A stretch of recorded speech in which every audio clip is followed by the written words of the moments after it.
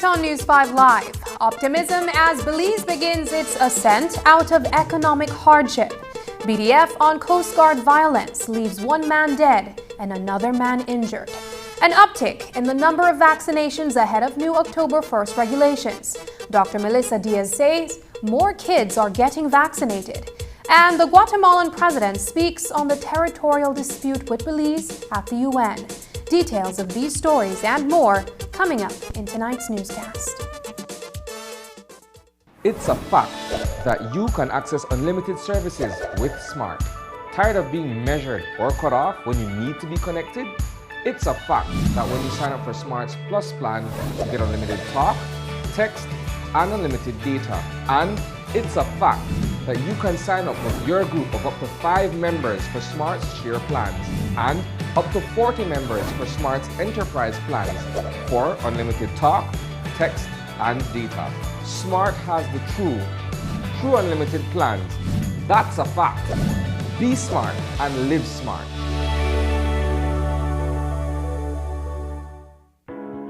Imagine going through your entire day without the burden and risk of carrying cash on you. Belize's shift to digital wallets has begun with eCash. We can now skip the cash when collecting money or paying for our essentials, all while using a fast, easy, and secure platform.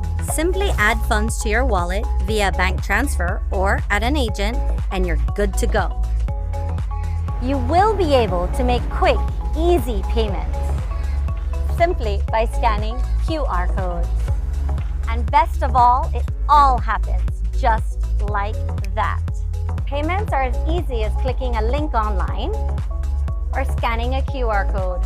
Download the eCash app from the Google Play and Apple App Store today and take your first step into a cashless lifestyle. The future is here with eCash. For more information, visit www.e-cash.com or contact us via WhatsApp at 613-0257 to find out more. Stay safe and submit your sickness benefit claim form electronically. Follow these 4 steps. Step 1. Obtain your medical certificate. At consultation, the doctor certifies your days of illness and provides you with a medical certificate. Step 2. Fill out your sickness benefit form. Complete all the fields in parts 1 to 4 on the front page of the sickness benefit form. Step 3. Request your salaries record form. Contact your employer for your salaries record form. Step 4. Submit your sickness benefit claim form. Scan or take a clear picture of the sickness benefit form, salaries record, and proof of bank account. Email the documents to claims@socialsecurity.org.bz within 14 days. You will receive an email reply confirming receipt of your claim. After the submission of all documents, your claim is processed for payment to your account. For any COVID-related illnesses, contact the Ministry of Health for further guidance. Social Security Board, safeguarding you, your family, your future.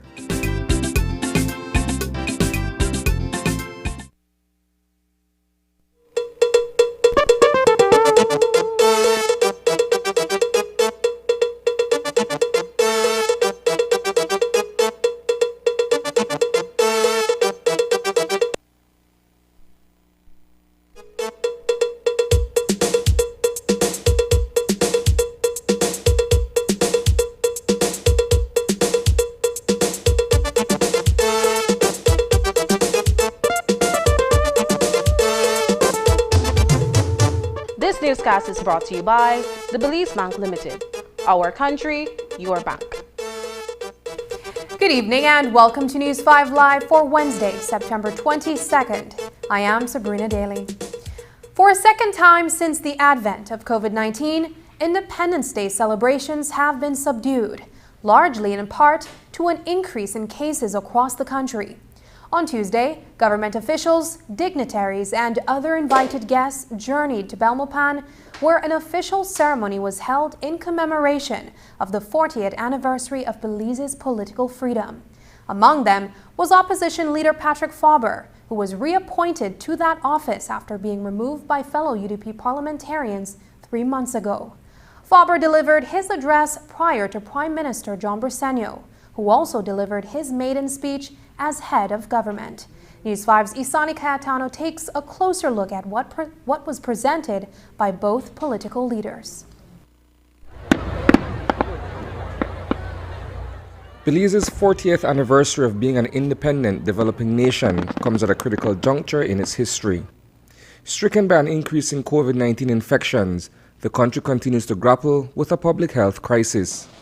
The government is also faced with getting a severely weakened economy back on its feet.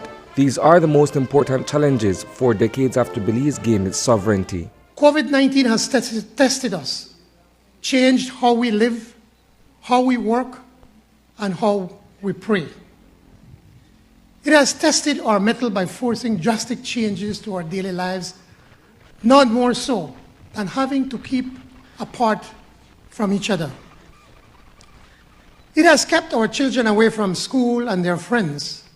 It has kept loved ones from celebrating weddings, young parents from bringing their family together for christenings, and even burying our dead, things we hold near and dear. The primary charge of the Briceño administration since taking office last November has been to tackle the pandemic. For this reason, from day one, we have been working to make our communities and neighborhoods as safe and as healthy as we can. Our first task has been and must be defeating COVID. We do this by making vaccines available for everyone, and we are doing that. Today, every Belizean from 12 and up can and should get vaccinated to protect ourselves, but more so, to protect each other. Once again, I urge everyone, please get vaccinated. In delivering his first Independence Day address as leader of the opposition, Patrick Faber, who only just regained that office on September 16th, also acknowledges the challenge brought about by COVID-19. Nonetheless, he attributes the dire state of the country to a lack of political resolve. We are at one of the most challenging times in our nation's history. I say challenging because never before has this nation faced the threats to its very existence as it does today, not just from the invisible enemy of the dreaded coronavirus, not just from the ravages of escalating crime and violence that plague our society, but from a lack of political willpower to change the circumstances that led us to where we are today. These circumstances, which the leader of the United Democratic Party refers to, are, in some measure, the creation of the three-term UDP government. When the People's United Party took over, they inherited many of these setbacks.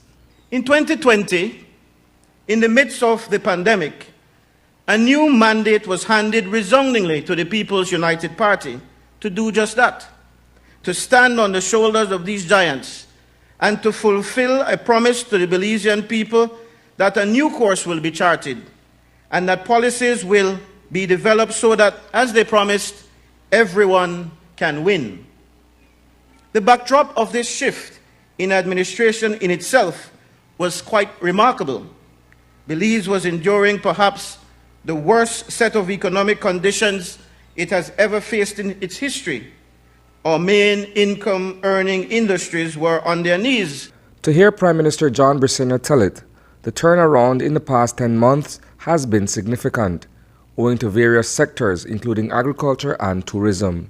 Last November, we inherited an economy that was in decline well before the onset of COVID-19 pandemic, one that was near depression levels, levels not seen in almost 40 years, where the unemployment rate soared to almost 30%, with over 60,000 people out of a job, with the poverty rate surpassing 50%. These were clear evidence that our nation was being mismanaged, or perhaps more appropriately, abandoned. But we did not allow ourselves to despair. With the stellar efforts of the Minister of Agriculture and his team, the export of cattle started almost from day one of the PUP administration. Currently, agriculture is leading the economic resurgence, growing almost 25% in the second quarter of this year. Our small and large farmers are growing and producing more. Our people are responding by eating what we grow and produce. Through the tireless efforts of the Minister of Tourism and his team, tourism is not far behind, growing by almost 20% in the second quarter as well. The crushing state of joblessness, according to PM Briceño, has also been reduced and, equally important, the economic rebound is happening much faster than what was initially predicted. Unemployment has fallen dramatically by 25,000 from over 64,000. Using all definitions of employment, this means that unemployment is down to roughly 11.2% of the labor force. Overall, our economy is now headed in the right direction, experiencing an overall growth of over 22% in the second quarter and over 6% for the first 6 months of this year, more than triple what our IFI partners like the IMF expected. On the public finances, this government is no longer borrowing $1 million a day. This reckless borrowing has been discontinued for almost 6 months now. In addition, we have successfully reduced the central bank overdraft from $100 million to zero.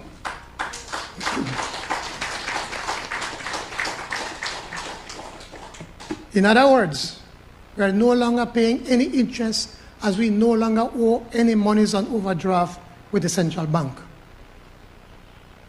Thanks to the sacrifice of many, including our teachers and public officers, we have kept government expenditures on the check. Reporting for News 5, I am Isani Cayetano. A stabbing incident on Independence Day in the new site area of Hattieville off the George Price Highway at mile 17 has left a Belize City resident dead and another in critical but stable condition at the Carl Huchner Memorial Hospital. Coast Guard seaman Elston Morter and security officer Marcel Gill were involved in an altercation at the residence of a Belize Defense Force soldier when a knife was produced and used to stab both Morter and Gill. The men were rushed to the hospital, but Morter succumbed to his injuries. BDF soldier Leon Paris is in police custody, pending further investigation. News 5's Dwayne Moody reports. The stabbing incident that cost the life of off-duty Coast Guard seaman Elston Morter stemmed from an accident that involved off-duty BDF soldier Leon Paris and security guard Marcel Gill. According to investigators, there was a minor accident earlier that involved Morter and the young man Paris. Apparently it was settled where I cannot say who acknowledged fault, but investigators just gave me a quick brief. And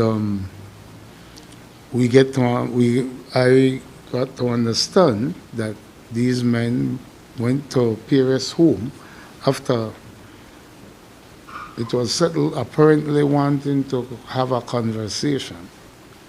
And I don't know if that's what triggered some sort of anger, but unfortunately a life was lost.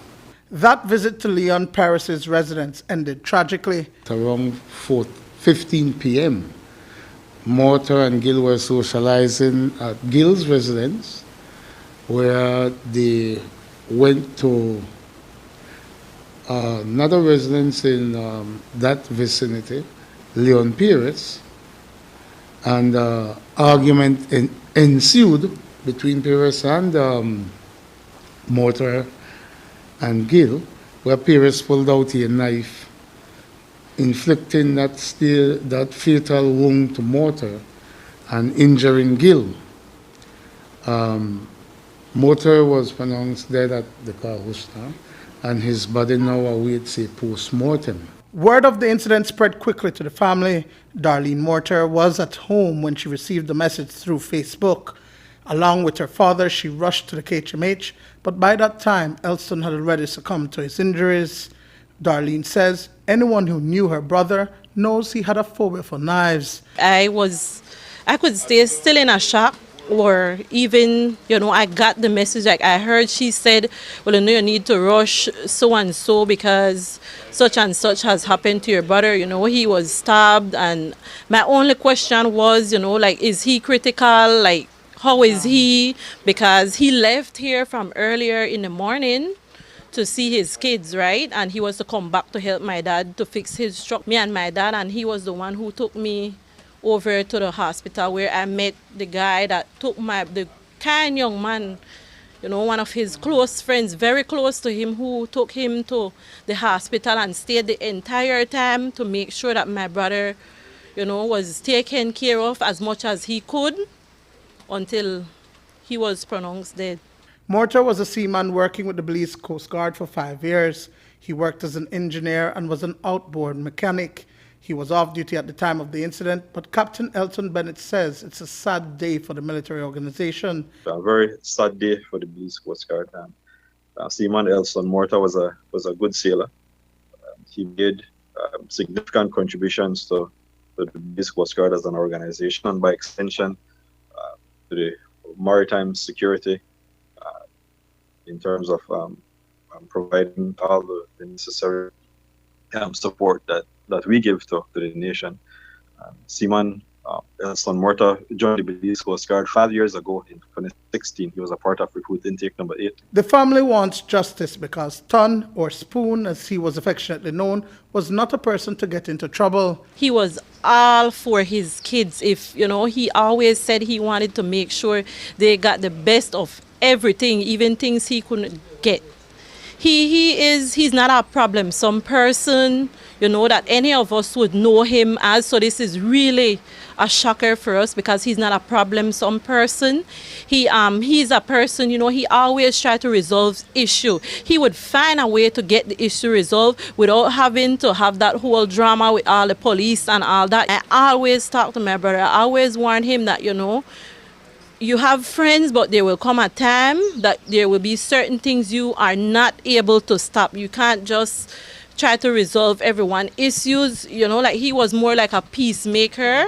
But I always try to warn him not to do that because I fear that one of these days something like this might happen, but just not to the extreme as to how it played out or ended off, Coast Guard mourns, and I'm sure his family mourns likewise. Very unfortunate situation, and we hope that justice is served. Elston Mortar leaves behind twin boys. Dwayne Moody for News 5.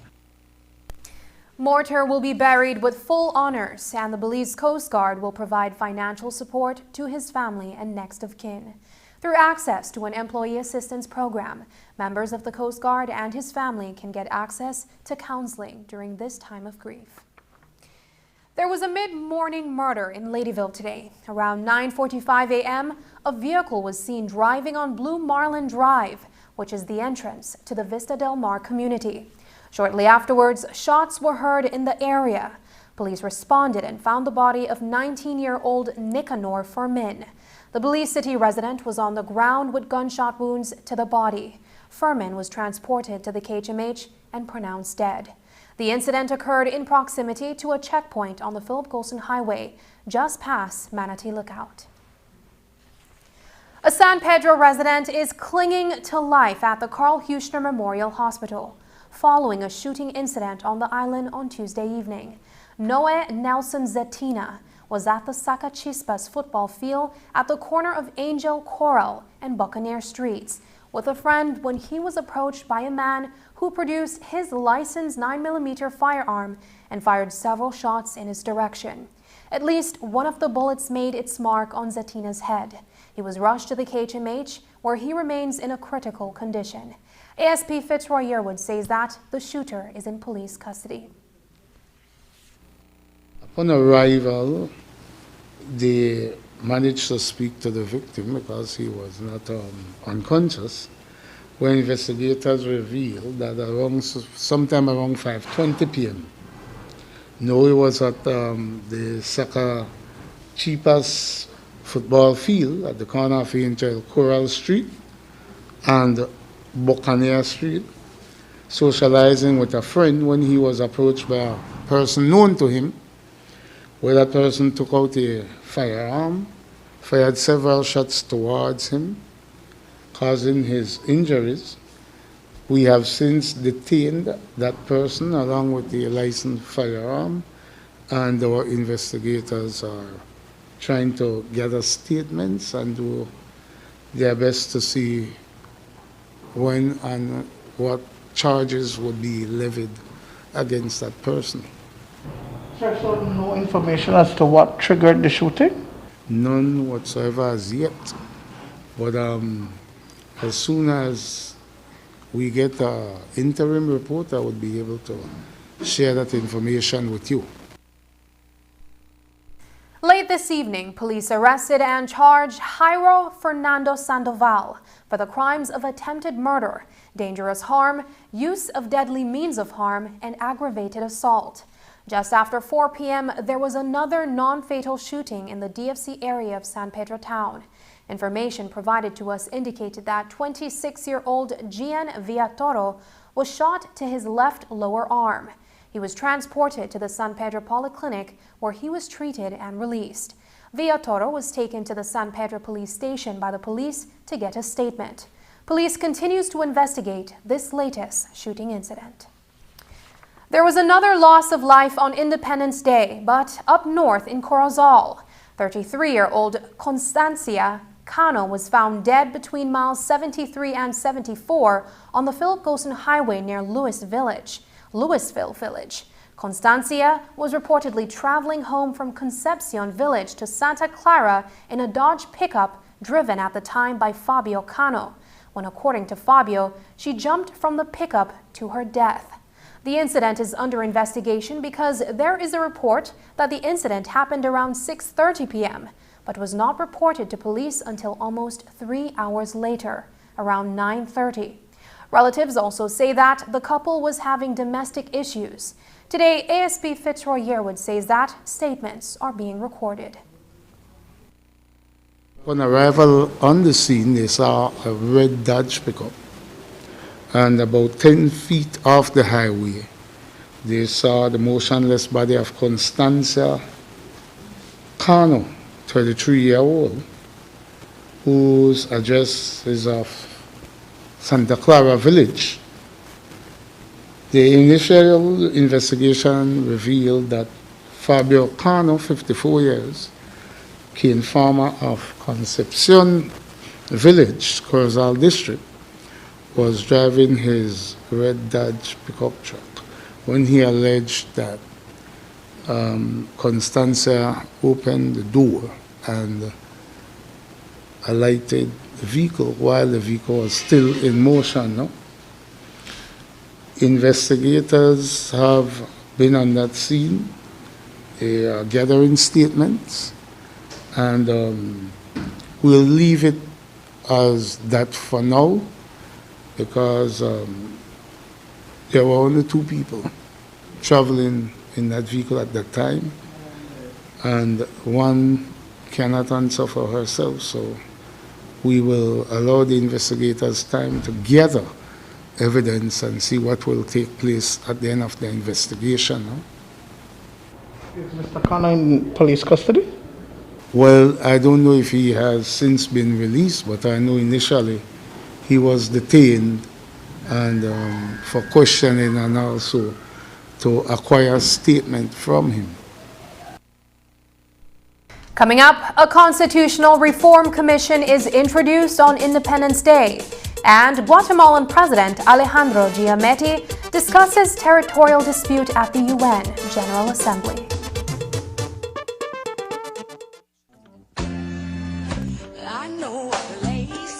Have you heard of the new MidDriver app? Let MidDriver get you to your destination safe, fast, and on time. MidDriver is an app for fast and reliable rides that are affordable and available 24/7. There is no more calling drivers, just pin your location you wish to go and drivers will respond within seconds. Whether you're traveling alone or with a group to the supermarket, a friend's house, a party, or wherever, there is a MidDriver driver waiting for you. Download our app and take your trip today.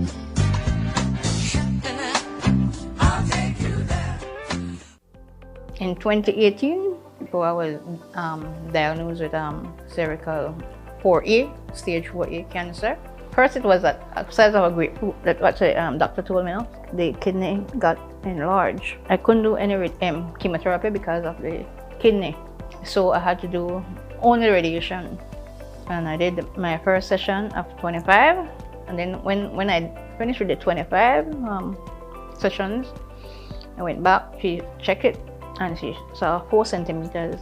And I went back for the next 10 days. And after that, when she checked it again, she said, oh, it's like nothing is there. It wasn't painful, but it's a machine that you go under, and they have like a big, like a circular, and that goes 5 times. You will take 5 minutes. 5 minutes to do the radiation, one session. Then you go back the next morning, another session.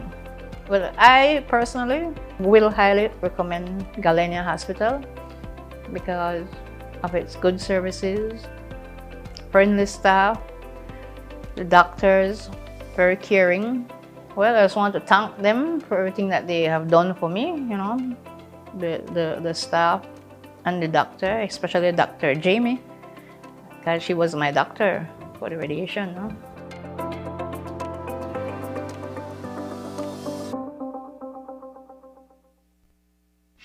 Digi is celebrating Belize at 40 with some amazing deals, free bonus credit, and extended warranty all September long. Get up to $100 free bonus credit when you purchase any of our awesome devices on promotion.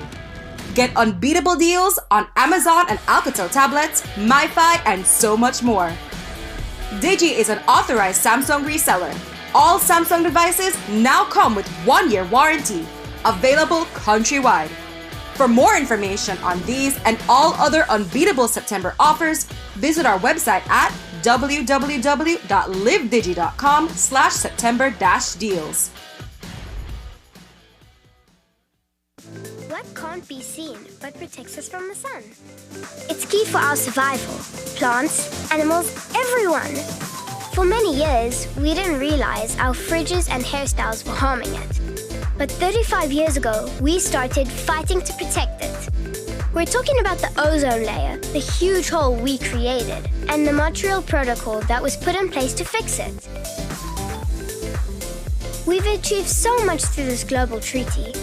Phasing out ozone-depleting substances was a successful remedy, but some replacement substances are just as harmful to our climate as before and more. So we had to find new solutions to which we all needed to commit. The Kigali Amendment asks countries to phase down some of these. Coolant gases called hydrofluorocarbons, better known as HFCs, while they don't harm the ozone layer, they're powerful GHGs. This amendment is also pushing us to innovate in the cooling sector, building more efficient, affordable systems, making refrigeration better. This in turn is helping us reduce food loss and waste everywhere, creating food systems that are stronger, with more food to be shared. And in the midst of a global pandemic, a tough and deadly plight, these cold systems are playing a role in advancing our global fight by keeping vaccines between 2 to 8 degrees as they travel across the globe. They're protecting people from the virus and helping to bring hope. The Montreal Protocol is so much more than ozone protecting rules. It's also about finding sustainable ways to keep us, our food, and vaccines cool.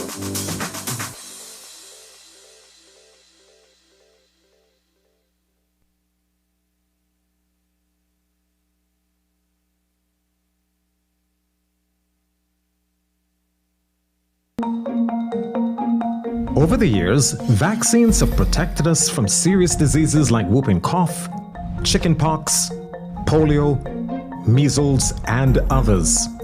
Vaccines help your immune system do its job better and faster, and that protects you from serious diseases. Like a police officer, your immune system is always on patrol in your body looking for invading germs. When it comes across a germ, it begins releasing antibodies to fight the germ. These antibodies work to attack, weaken, and destroy the germ. The COVID-19 vaccine is no different. It will work to help your immune system fight COVID-19 effectively. You are important to your family and friends. Vaccines bring us closer.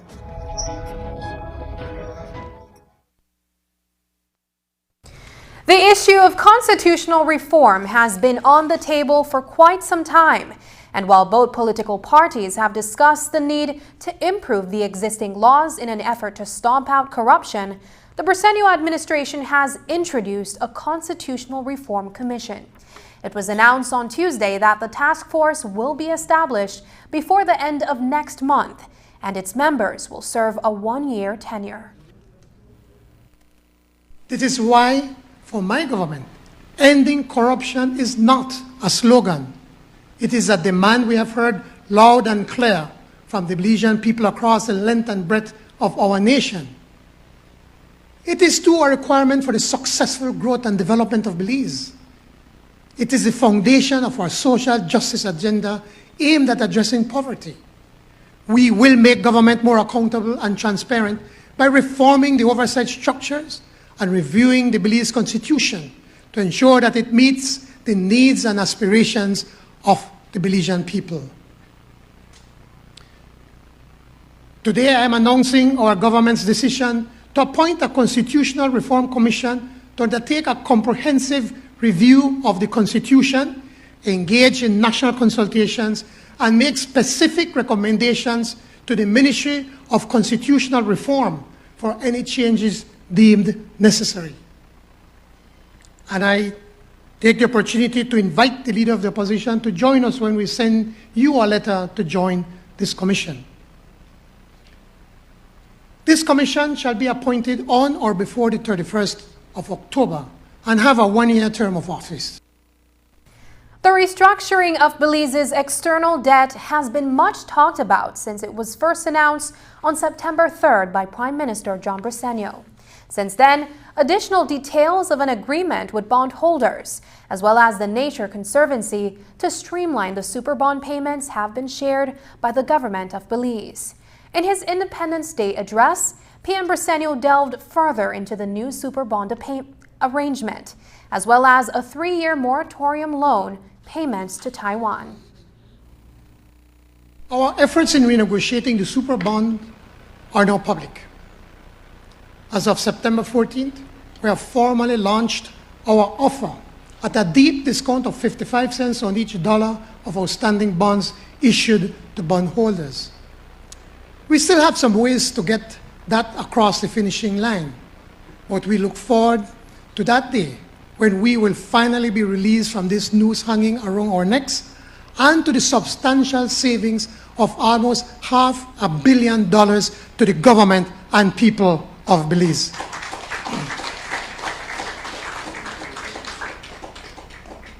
We also look forward to the issuance of the new blue bonds, which will enable us to set up a marine conservation endowment fund.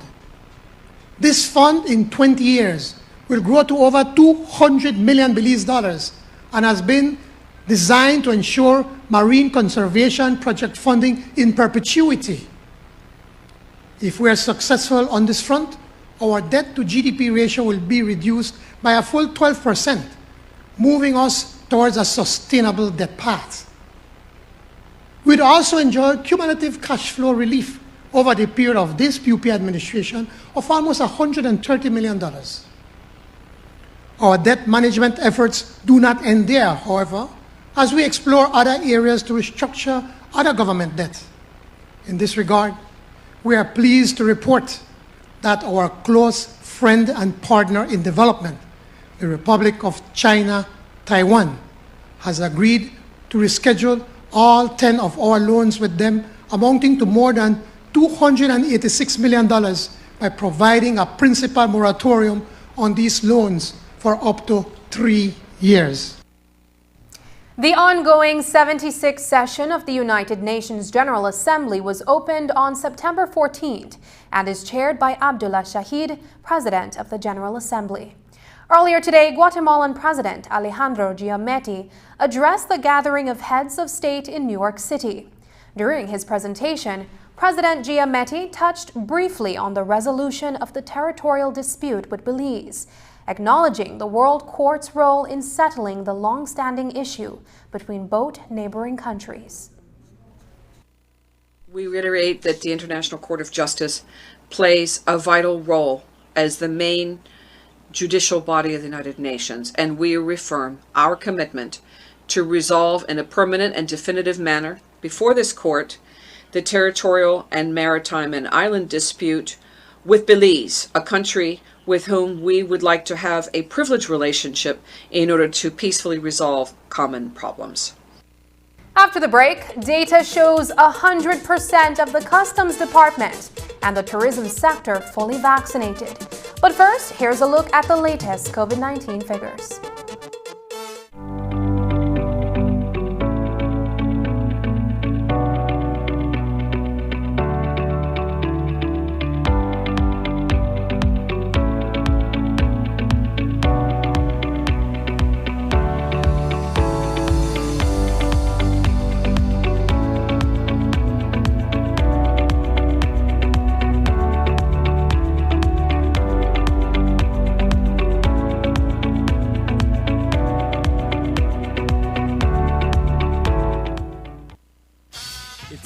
Habet's big September celebrations, patriotic sale, and we got super deals all month long, like 15% off all our quality decorative paints. You can wave your flag too. Plus, get 15 to 30% off tons of items store-wide and lots of good stuff on clearance. So come into Brothers Habet on Barrack Road to celebrate your patriotism all September. Brothers Habet wishes all Belizeans a happy and safe September celebration. If you really want to experience Belize, up down south, let's go to Mayan World. So many things to do, to a destination of Belize, we are Mayan World. ATV trails to horseback riding. If you want to get wet for river tubing, the highest and the best views when it comes to zip lining. But if you only want to walk the hiking trail, I'm sure you find amusing. And the waterfall, Mother Nature at her best. A rush of adrenaline when your waterfall repelling. Welcome to South Belize. Welcome to Mayan World. That way we going. Mayan World. Mayan World. You want Mayan World. Mayan World. Mayan World. Mayan Belgica. Mayan where are we going? Welcome to South Belize. Welcome to Mayan World. Mayan World. We're located at 21.5 miles Southern Highway, Stanquick District. You can follow us on our Facebook page, Mayan World Destinations, and our Instagram page, Mayan World Belize. Book your tours today.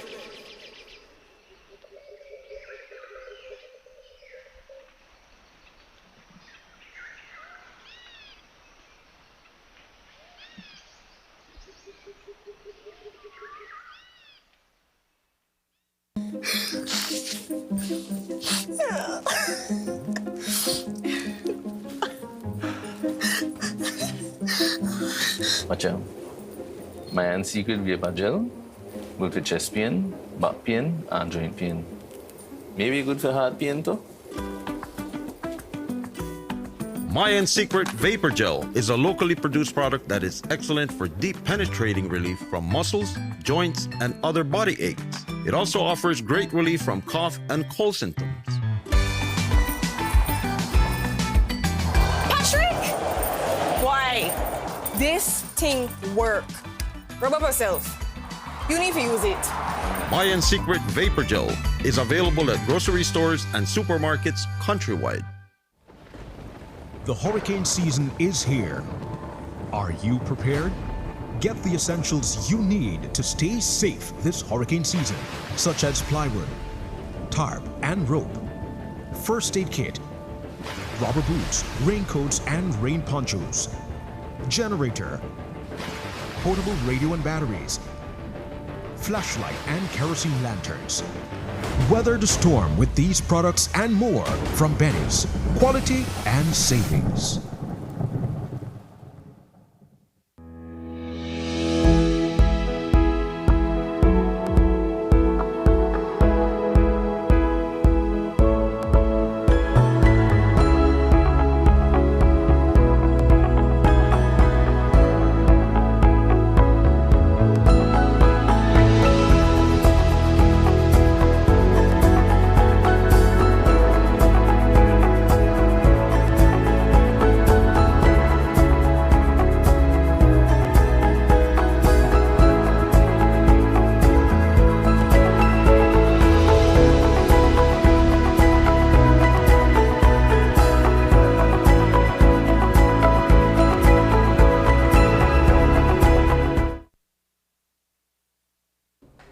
Active COVID-19 cases continue to increase daily. The data up to Monday indicates that there are 1,733 active cases, and of that amount, 810 are in the Belize district. There are 25 active hospitalizations and 7 ICU admissions. Over the weekend, 6 new deaths were reported, bringing the total number of deaths to 395. But these numbers do not reflect those cases that are asymptomatic, persons who have not sought assistance at any of the healthcare facilities across the country. Well, for the Belize District, our active case since Monday is 810 active cases. Of course, those are the cases that we know of. There are, like many other infectious diseases and many other diseases on a whole, there are cases out there that we don't know of that may have very mild symptoms. People may be asymptomatic and don't think to really test. So it's very important for us to, ensure that the population is aware, our community is aware that there is constant transmission, ongoing transmission, community spread. So we've got to do all that we can in order to protect ourselves and protect our family, especially the vulnerable persons in our family. We've started with new measures Monday of this week. And of course, as explained last week as well, when you look at implementing public health measures, you would need to at least look at 4, sometimes 6 weeks after the measures have been implemented to start to see a significant decline. I think that the awareness is now out there. People are definitely certain that there is an outbreak. We do have our wave continuously. The curve is still continuously going up. So I think that we can expect to see some change behavior in the next week or 2. And with the addition of the new public health measures, we are hoping that we very soon will reach our peak and start to slowly reduce as persons start to recover. The Ministry of Health and Wellness is reporting an uptake in vaccination ahead of the October 1st change in policy. Over the last few weeks, persons, including children ages 12 to 17, have been getting inoculated with one of the 4 available COVID vaccines in the country. The data shows that 184,603 persons have received at least 1 dose of vaccine. There are 104,848 persons that have been fully vaccinated, and 20,675 children have also received the vaccine. Dr. Melissa Diaz-Musa of the Central Health Region spoke to News 5 today about the increasing number of vaccinated persons. We have consistently been seeing an increase in the number of children between 12 and 17 coming in to get vaccinated. Last week, we saw a good uptake that added towards the fully vaccinated, because that was the 21 days for the persons who had initially come in for Pfizer. The 21 days was started last week, so that we saw those persons. And in addition to that, we had opened Pfizer up to the general population as well. So definitely we saw quite a lot of people waiting for the Pfizer who are outside of the 12 to 17 bracket coming in to get that vaccine. As you know, we had also received Johnson & Johnson, which is a one-off dose vaccine. And within 14 days, you start to get significant immunity against severe disease and hospitalization. So we've also seen quite a significant increase in uptake for persons coming in for the J&J as well. While only 1 dose of the Janssen vaccine is recommended, all other vaccines are 2 doses. Dr. Diaz-Musa stresses that you are not fully vaccinated until 14 days after that second shot. If you haven't received your second jab, the additional layer of protection is not there, and you remain vulnerable. The Ministry of Health and Wellness, we've made an appeal to everyone out there just to ensure that if 8 weeks has passed, that they are aware that they can come in for the second dose. As had been mentioned before, we were initially given 12-week appointments, but because we're seeing the significant outbreak, and because we do know that at 8 weeks, the efficacy is excellent as well, we are now calling on persons who have received the first dose to kindly come in, check your card, come in. Once you see that 8 weeks has passed since your first dose, please come and get your second dose. And I want to take this opportunity to reiterate to the public I want to stress the point that you're not fully vaccinated with one vaccine of AstraZeneca or of Pfizer or of Sinopharm. These are 2-dose vaccines. So you do need the second dose, and we would consider you fully vaccinated 14 days after the last dose of that vaccine. The Belize Coast Guard is a law enforcement agency that is taking no chances with COVID-19. So far, 92% of the military organization has been vaccinated, and there are only 5 of its members that are currently infected with the virus. Commandant Captain Elton Bennett says that they have procedures in place to address positive cases within the Coast Guard. We have our standard operating procedures depending on where those individuals are. If they're at home, they remain in that location. If they're out on duty, then we treat that deployment as an isolation for themselves. We don't want to bring them home and for them to infect their families. So those that are on deployment, we keep a close watch on that. Of course, they're separated in different quarters. So we keep a watchful eye on that on a regular basis, getting updates throughout the day on the health status of those individuals. And broadly speaking, the Coast Guard is up to 92% vaccinated, and we are improving in that regard. Those that have not been vaccinated, I'm sure we will do so before the October change in policy. It just takes a little bit more encouragement and a little more education for those individuals to come along. So we do believe that we'll be at 98%, hopefully by the end of September. To date, there are more than 1,700 active COVID-19 cases across the nation, with Belize District experiencing community spread for the past 2 weeks. More than 300 persons have died from COVID since the onset of the pandemic.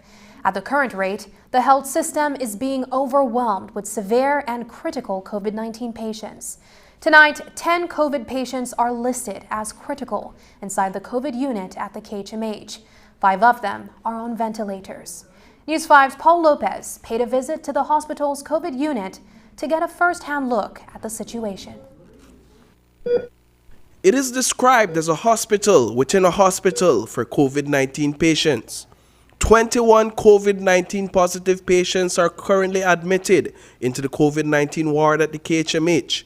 10 of them are critically ill. Right now, I have 21 COVID positive patients. And of that 21, I want you to see the high number.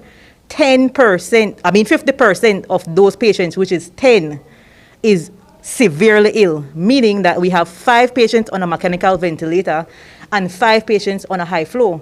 So these patients are in a stage where they need round-the-clock care. That is exactly the demand placed on these nurses and doctors inside the COVID unit. Nurse Casilda Bowman oversees the operation that seeks to give these patients a fighting chance against this deadly virus. Example for today, right now from 7:30 this morning, all my doctors, all my nurses was in PP and still is in PP, and nobody took a break from 7:30 this morning. That just basically means nobody ate, nobody drinks any water, anybody gets to use the bathroom. The situation at the COVID-19 ward is dire. Our visit with Nurse Bowman was delayed because the moment we arrived at the ward, she was alerted that a critically ill patient needed to be placed on a ventilator. So today, for example, we had gotten 2 ventilated patients, 2 patients that are severely ill that needed mechanical ventilation. So they had to be induced, they had to be put on a machine. As soon as we finished one ventilated patient, our next patient came in, was not breathing for 3 days, came in totally deteriorated. We had to rush to ventilate that person. All right? As soon as maybe 30 minutes after we ventilated that patient, our next patient started to crash. And that patient was on a high flow machine. And so the next progression was a mechanical ventilator. And so literally we were putting that patient on the ventilator just before you guys came. And as they finished that, I was told a pregnant lady is outside that is having respiratory distress is outside. Up to the time we left the COVID-19 unit, no deaths were recorded for the day. But conditions can deteriorate rapidly, and within the blink of an eye, another life can be lost to this virus. To put things into perspective, as the number of cases across the country continued to increase over the last year, more Belizeans required hospitalization and critical care. The COVID-19 unit started with 9 beds, and by necessity, it was expanded to include 14 additional beds within 2 additional rooms that were once designated for emergency services. Bearing in mind, it's a lot of work. It was a lot of movement to move out our emergency department, and it was a lot of work to just recognizing. I mean, we couldn't have moved fast enough. The same day that we moved, we had to accommodate at least 5 patients that needed the room that we didn't have if we did not move emergency department. The increase in COVID-19 hospitalization is not only taking a toll on the nurses and doctors, it is also causing a delay in families receiving an update about the conditions of their loved ones. Bowman hopes that with a view of what is taking place inside, more Belizeans would understand the importance of getting vaccinated and following the COVID-19 protocols set out by the government. I would really want the public to understand, or if they see what we have to go through, what we have to see patients go through, how they're punishing, how they can't breathe. If you don't want, it's not about the vaccine. If you don't want to take the vaccine, then do the right thing. You understand? Try to stay home, try to do as much as possible. I mean, my thing is, taking the vaccine won't hurt you. Nurse Bowman made a plea to get your loved ones to the hospital as soon as they begin to experience complications breathing, because timing can be a matter of life and death. The general population needs to understand. Don't worry about how much beds we have. It is not your problem, it is our problem. If you are not feeling well, if you are having respiratory distress, come in so we can treat you in a timely fashion. All right? It helps us to help you better. Reporting for News 5, I am Paul Lopez. Just ahead, Area Representative Andre Perez discusses COVID-19 regulations and the island destinations. But first, here's a weather update with data from the Belize Met Service. This weather update is brought to you by SMART.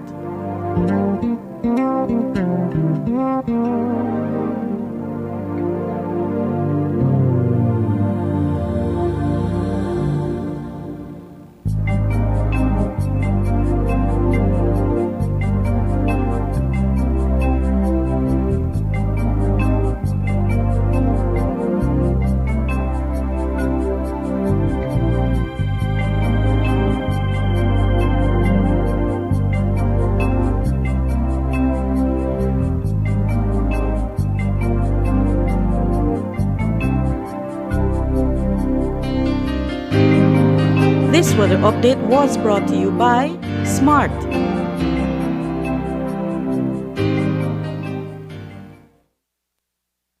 Improving lives, delivering quality. Water for you and me. In Belize, BWS, we make it happen. At Belize Water Services, we continue delivering on our promise of improving the lives of you, our valued customers. We have all been adversely affected by COVID-19 in many ways. BWS has ensured that we have been there for you during these difficult and challenging times by adjusting our processes and our way of doing business to ensure the safety of our customers as well as our staff. BWS enhanced our virtual and distance options to continue to serve you while reducing risk. Customers have been able to contact us through our toll-free numbers, via email, and using our newly introduced WhatsApp numbers for messaging. We have also continued to encourage customers to make payments online. These measures are all designed to improve the safety of customers. During these tough times, BWS also continued to invest in infrastructure expansion and improvements. At the same time, we have continued to provide high-quality, safe, potable water services to ensure the continued health and safety of all our consumers. Our customers enjoyed uninterrupted water supply during the most challenging of times. Belize Water Services, delivering water and more. To decrease your risk of being bitten by infected mosquitoes, use proven personal protective methods too. Apply an effective mosquito repellent to exposed areas of skin according to manufacturer's instructions. Wear light-colored long pants and shirts while outdoors in the early morning and late afternoons. Further, Protect vulnerable family members like pregnant women, children, the elderly, and persons who are unwell by using mosquito nets to sleep or rest, even during the day. Fight the bite and protect yourself and your family too from mosquito-borne diseases.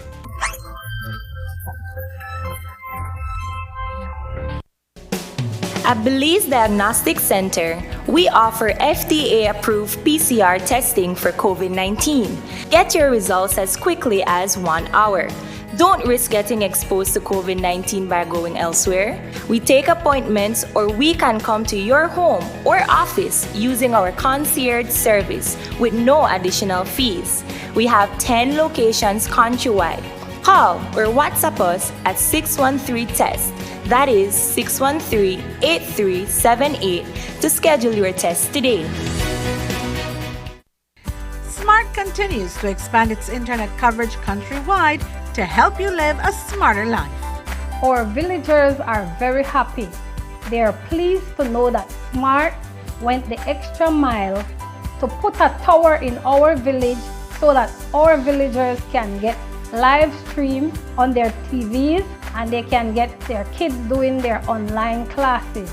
I want to say to Smart, thank you for making it possible for us to get internet in Gardenia Village. We really do appreciate it. Smart continues to take the internet and mobile services to communities across Belize. Now save even more when you bundle your Smart broadband with Smart mobile services. Smart, bringing people together. The wet concrete did not sink on Monday as was originally scheduled. The team experienced some unforeseen mechanical issues that has now caused the process to be delayed. Those anticipating this new wreck dive site will now have to wait an additional week or two before the ship meets its final resting place on the ocean floor. News 5's Paul Lopez has the report. The wet concrete was scheduled to sink on Monday inside the Turnef Atoll Marine Reserve. Its submersion will create a world-class dive site that will generate income for the protected area. But due to technical difficulties, plans for sinking the ship were delayed. We've had some technical difficulties with concrete, with the anchors and some of the 1-inch steel lines and some mechanical issues. There was a thought that we should go ahead and do it anyway. We both disagree completely. So we're going to err on the side of caution and preserving the reef and everything to do with the environment here. So unfortunately, it will not be happening today. We consulted with Joe Weatherby, who is the technical expert on all of this. And so we looked at all the options that we could. And actually we went through plan A, B, and C on what we had planned. They didn't hold up today. And so we prefer to err on the side of caution and the precautionary principle. So we'll tow it back to Belize, lodge it where it was, come back and secure everything, all the anchors and everything as best as possible, and then come back at it again. The plans was to have the ship aligned perfectly with its final resting place. Once the anchors were secured, the explosives would be timed and then detonated. The ship would have been expected to sink directly to the bottom of the ocean, all calculations considered. But with several anchors compromised, the width remained at ocean's surface. They arrived here at 4:30 this morning, so all of that went well and did the positioning. As per plan, we have the anchors in place, but as you can see, we're having a bit of a challenge to ensure that we secure those anchors in place onto the ship. Which is the next, part of the challenge in terms of sinking. The issue with that is that we have to hold it into position so that we are able then to continue pre-filling the tanks. We are already started, but with the maneuvering, it is hard to continue the pumps. The preliminary work to see the Leviathan become the dive destination TASA envisioned requires a lot of manpower and coordination. Some 30 seafarers were out at sea to see the process through. You have, again, around 30 people on there doing different things. You have divers that are diving up the cable lines and ensuring that the cable lines basically are being brought up to the ship and ensuring that we position the ship right. We have a couple boats that are giving the instructions to the tugs on whether to go east, west, right, left, back, forward, to be able to get the ship into position to be able to pull up the anchor. Then we have a number of people up on the ship pulling up the anchors. We have other teams working on ensuring that they get the explosives in place and everything. Coast Guard officers were there to ensure that once the explosives were ready to be detonated, onlookers kept 1,000 feet distance. But that was not necessary on Monday, as the mission was aborted. Perhaps it was a sign that the Wit was not ready to descend to her final resting place. So tonight she rests at her location off the coast of Belize, where we first met her. Region International, the world is watching. And that is why, for what was announced today, is that they have backup plans, and if these backup plans aren't working, they go back to the drawing board. So they are being very cautious about it, because sinking this ship, it must be done right and right on the money. It just has to be at the right spot. Everything has been calculated mathematically, so there's no room for mistakes. So having a delay for a week or so is not a problem. I think that they understand it. So out of an abundance of caution, we do things the right way. Reporting for News 5, I am Paul Lopez. As we have reported, San Pedro and Key Cocker are among the communities enjoying certain exemptions from the recent COVID-19 regulations. On Monday, we spoke with Area Representative Andre Perez for Belize Rural South, who told us that San Pedro is not out of the woods. In fact, there are 75 active cases on the island. But with both islands reportedly contributing some 25% to the GDP, it is important that the industry on these islands remain alive. Here's what he told us. I already had an emergency meeting in San Pedro and Key Cocker, where all partners, all stakeholders were involved, where I brought them in on board and I said, listen, we need to move forward. And for us to move forward, don't expect the government to say we need to be enforcing and doing our part. Each and every one of us are called to the responsibility to heed, to be aware that, especially in San Pedro, where we have active cases, 75 cases, and that is a lot. So in this meeting, the whole idea was that it is everybody's business. All those establishments, those restaurants, they have to do their part as well. And secondly, I let them know clearly, or my constituency, is that we are not off the hook yet. Let's not a time to be celebrating, oh, only San Pedro and Key Cocker, Hopkins and Placencia got spared and we're okay and we can go and be out merry self and parties and everything. No, we are really closely monitoring, and says the next 2 weeks is going to be crucial. It is very difficult. Let me tell you something. It is not an easy decision to be making. We've been accused of acting too fragmented, or we're making two things, decisions every week and making changes. But you have to understand that this is very fluid. We are working closely with the Ministry of Health as it relates to tourism as well, especially Key Cocker and San Pedro. I can tell you, for example, the contribution to our GDP, San Pedro and Key Cocker can be as much as contributing as 25% to this economy. Perhaps a further silver lining for these two tourist communities amidst the pandemic is their high vaccination uptake. According to Paris, 80% of Key Cocker's population has been vaccinated. Meanwhile, up to 50% of the population in San Pedro has also taken the vaccine. I am happy to report to you that Key Cocker has exceeded 80% of the community there. They have exceeded over 5,000 people have been vaccinated. We suspect, just a rough calculation, Key Cocker is somewhere around between 6,000 to 7,000 of the population, including students are being vaccinated. But the last figures we got on the nurse there are 5,000 people. Right now what we're doing is getting other people who are not undocumented. They are the ones who are kind of be fearful of coming out. So we are kind of drumming that beat that it is okay. This is not about immigration or illegal activity that you're here in the country illegal. It's about you being a resident and you being safe, protecting everybody. So Key Cocker is doing excellent. In terms of San Pedro, we have exceeded the population of 10,000 with first vaccinations. The full vaccination is around 6,000. We could do more, yes, but I think we have exceeded over 50%, which is well above the national average that we have. Undocumented immigrants are another vulnerable population that is being considered for vaccination. According to Paris, undocumented immigrants are often fearful of visiting a vaccine center because of their status. He has given assurance that undocumented immigrants will not be penalized when they visit a vaccination center.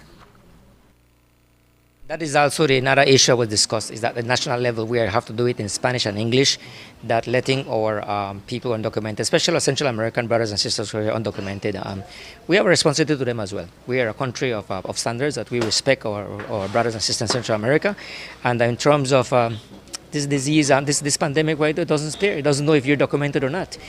So we have to do it as a responsibility to let everybody says come out and get vaccinated. We're not here to say if you're here illegal or not. Any kind of ID, and if you don't have any IDs, we'll still give you the vaccine. Up next, 30 years of the Belize Defense Force marching band. This story when we come back.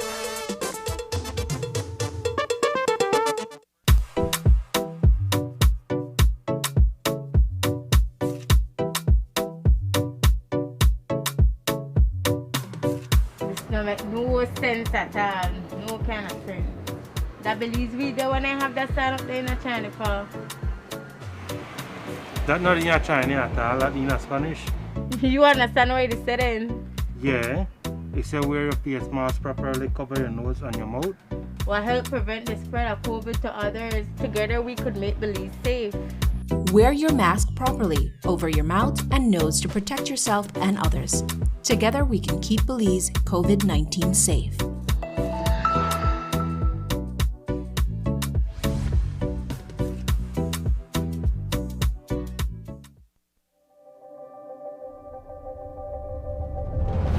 Bringing people together has always been SMART's mission and passion.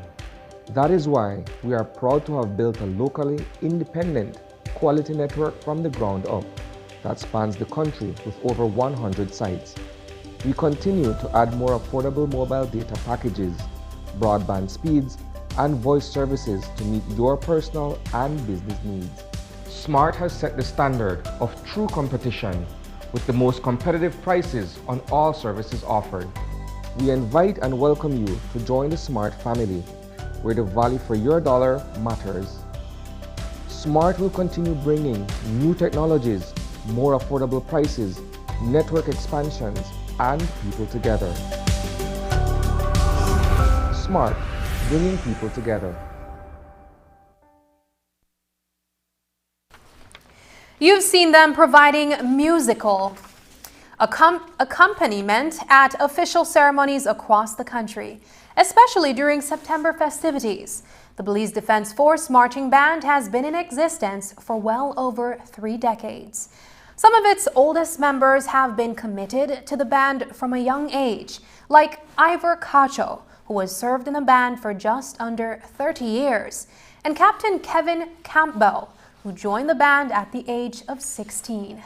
Tonight, we take a look at these 2 upstanding members whom News 5's Paul Lopez interviewed at an event on Sunday. Here's that story. The Belize Defense Force Marching Band at the wreath-laying ceremony for the 10th anniversary of the death of the father of the nation was playing the hymn Onward Christian Soldier when elderly band player Ivory Cacho had to be walked off the set. I got right back. I mean, it was a good thing. I didn't feel, but I feel a little. My foot was getting tired a little, and hence the reason I said it's best for me to just take a rest. I mean, you know, I no longer can take this standing and the long parades and things like that. It's a good thing we are not parading for the 21st and things like that. Cacho has been a master saxophonist in the military band for the past 3 decades.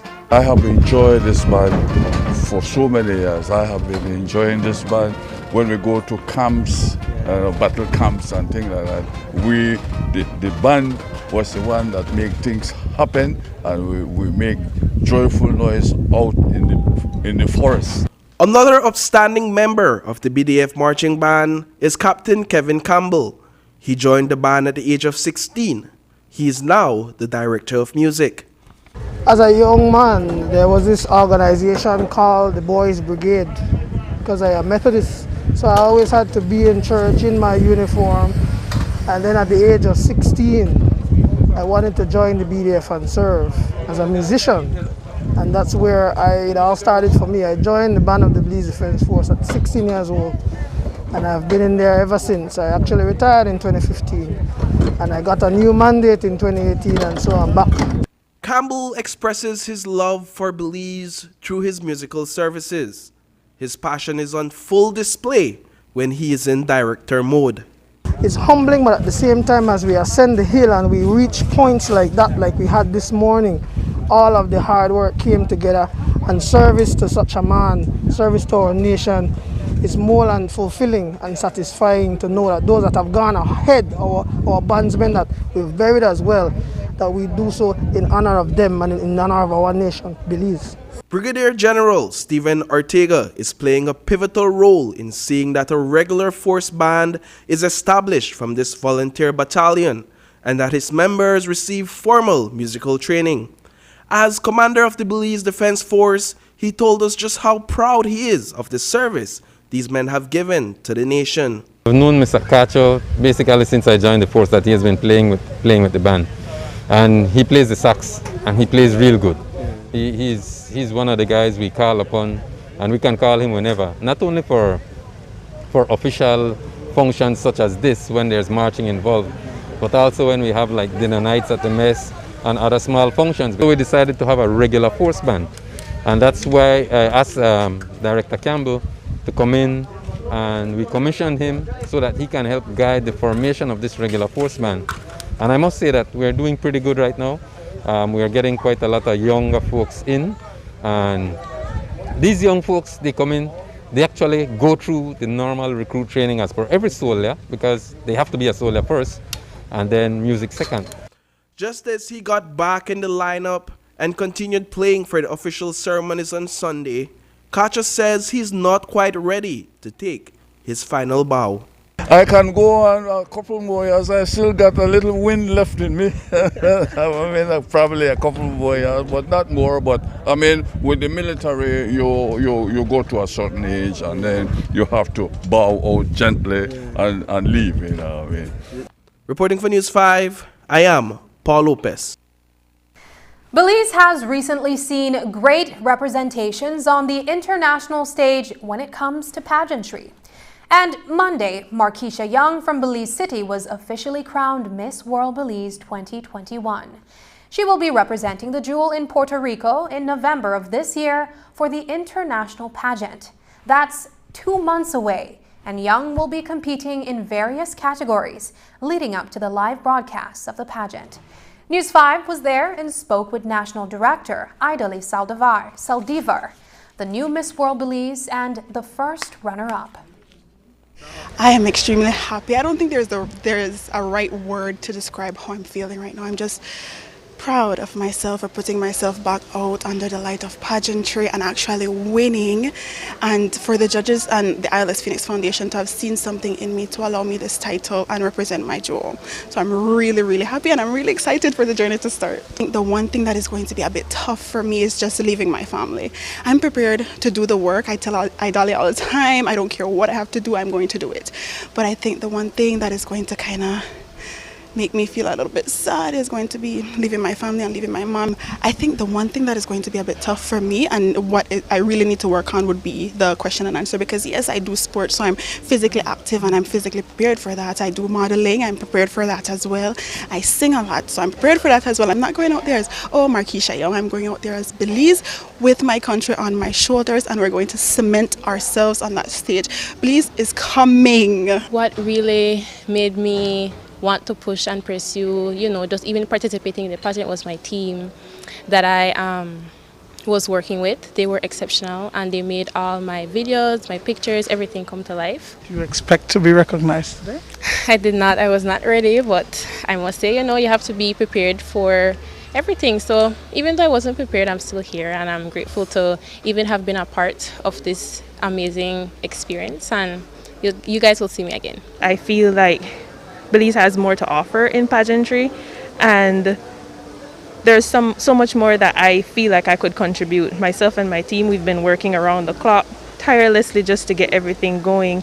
Honestly, when I applied for the franchise, I didn't think I would actually get it, because it's been a while. Of course, I represented Belize in 2013 at Miss World, but here I am now. I have it, and I'm ready to work. I believe that Marquisha is a very great representative for us to Miss World, and we will do whatever we can just to facilitate her in capturing at least a placement, and in the future, hopefully we can bring home the crown.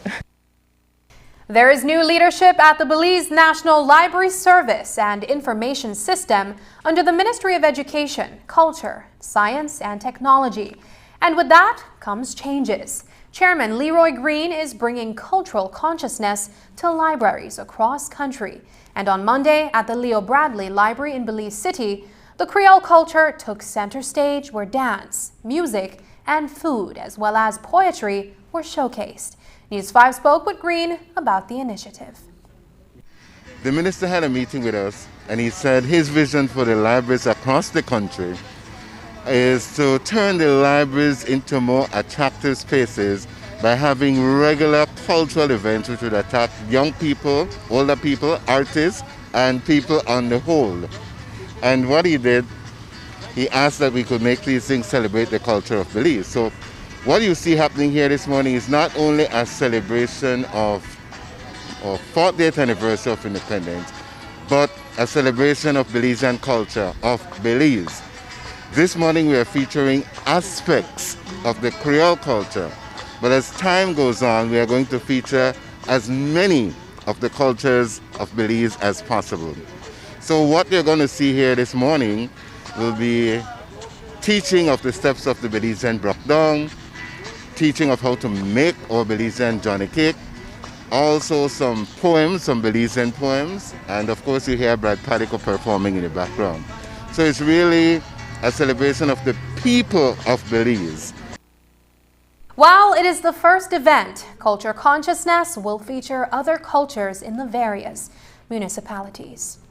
And that's the news. Tonight's broadcast is available in both text and streaming video at channel5belize.com. You can also connect with us on our Facebook page at facebook.com/News5Live. I'm Sabrina Daly. Thanks for joining us. And from all of us here at News 5, please remember to wash your hands, keep your social distance, and stay safe. Good night.